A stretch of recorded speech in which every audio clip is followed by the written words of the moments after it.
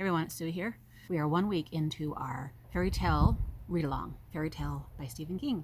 So I thought we would have a little week 1 discussion video. If you're participating, please respond and comment and give me some feedback on what you're thinking about this book so far. This video will be full of spoilers for the first part, which is chapter 1 through 9, page 155 in the edition that I have of the book. For me, so far, I am absolutely loving it. I think it's awesome and very engaging, even though a whole lot hasn't happened in this first part. And I feel like we have ended it exactly at the moment when everything is going to change.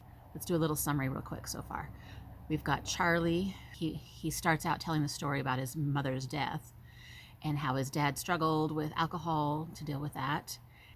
He made a bargain with God that he would do whatever he needed to do in order if his dad could stop drinking. And so there's a guy in their neighborhood who's sort of the recluse, and the kids were kind of scared of him. He kind of lives in a scary looking house.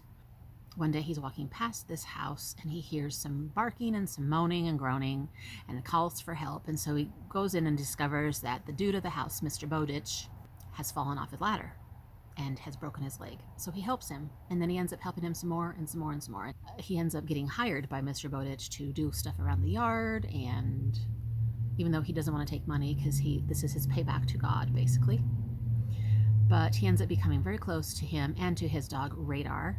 In the meantime, he realizes that there's something weird going on in the shed in the backyard, but we don't know what's going on with that yet. And we also realize that Mr. Bowditch has a lot of gold pellets, and this is how he is able to afford everything that he does.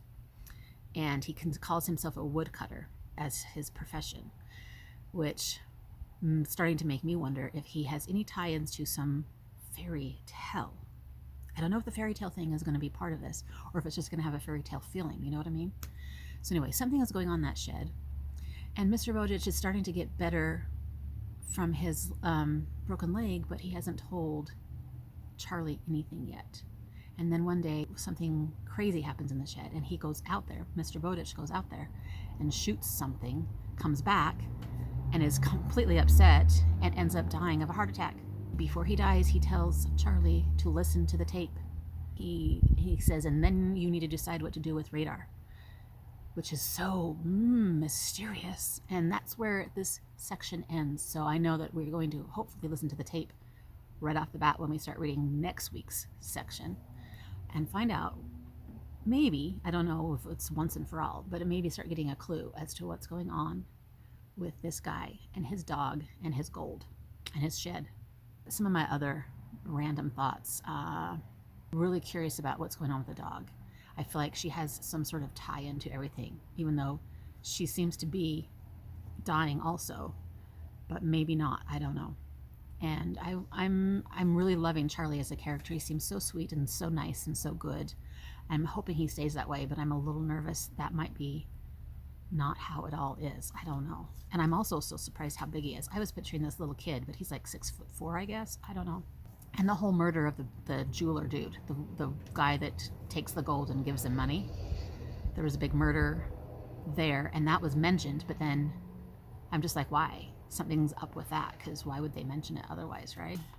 Here are some official questions I thought of. So I would love for you people who are reading along with to answer these questions in comments. Let me know randomly what you're thinking also, but if you want to answer some questions. Okay, so number 1, do you agree that so far this is very different from what we typically expect from Stephen King? Is that a good thing or a bad thing?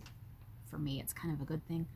It feels very lighthearted and warm right now, so my anxiety is diminishing a little bit, but yeah. Number 2, what are your feelings about our main boy, Charlie? Do you think he is as good as he seems to be?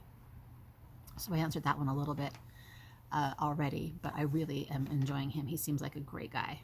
Number 3, assuming you are going into this book cold and have no idea what's going down, what are your predictions about what's in the shed, and what do you think Mr. Bowditch is hiding? So I'm waiting for some sort of fairy tale tie-in, first of all. There's some sort of weird creature in the shed that they don't like, that's mean. I do have an inkling of what's probably happening in that shed because of reading the back of the book and getting a bit of a spoiler, which I won't say in case other people haven't read the back of the book and read the blurb and don't have any clue. So I'm just waiting for that to happen.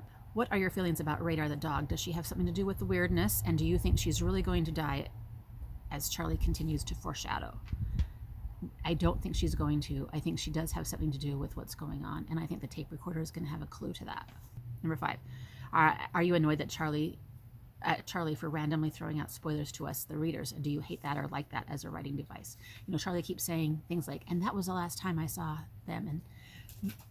And kitty, it's the kitty, even when we're outside, you know, saying little hints as he goes along and telling this story. And I'm just like, no, don't let me know what's happening.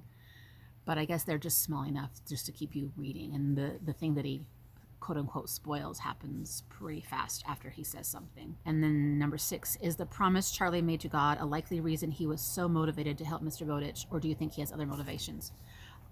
For me, I think he seems pretty motivated by that. He seems pretty true to his wanting to follow through with this. I keep thinking of a 17-year-old kid doing something like that. I don't know. Would they really? I don't know. And I had some other questions. They didn't get printed off on my paper. I think one of them was, if Mr. Bowditch is from a fairy tale, what fairy tale do you think he's from? What fairy tale has woodcutters in it? I can't even remember. I just know that seems like a fairy tale kind of a profession. Those are the only things that I've thought of so far. If you guys have any other things that you've thought up that you want to discuss, please let us know in comments, and we will have a little back and forth banter about fairy tale, our first section of reading here. Please, no spoilers for anything that happens after chapter 9, but I feel like we are free to talk about anything that happens through chapter 9 in this video, in the comments, and anything anybody wants to talk about. If you're joining in with this read along, thank you so much. I think it's been really fun so far, and I hope that continues, and I hope we're all happy that we jumped into this book. Have fun with the next section of reading, and we will be back here to talk more about that section next week. Until then, happy reading. Bye.